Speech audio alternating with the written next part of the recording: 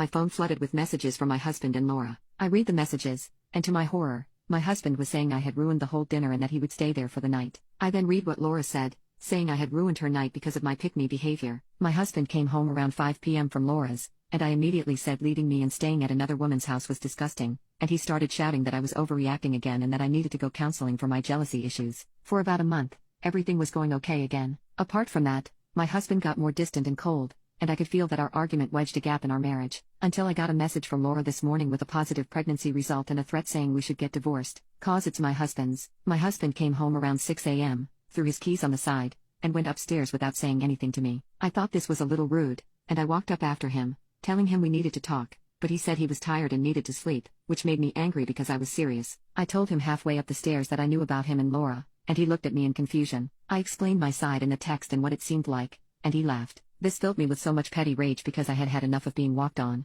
so I pushed past him into our room, got a suitcase under the bed, and started packing his stuff for him. He started shouting at me, saying horrible things, but I didn't hear most of it since I was crying uncontrollably and busy ramming every item of clothing he owned. One insult that stood out to me was Crazy Beach, and this is where I snapped and said some horrible things too. I know I called him a lousy husband, but in more of a ruder tone. He left with his suitcase after I said I would get my dad involved if he didn't go. Small update, my husband messaged. He was sorry and wanted to come home and needed to talk about Laura's message. I'm unsure what he will say, but I will message him back to meet me somewhere because I don't want him in my house right now. I'm unsure what he will say, but I'm ready for the lies and gaslighting.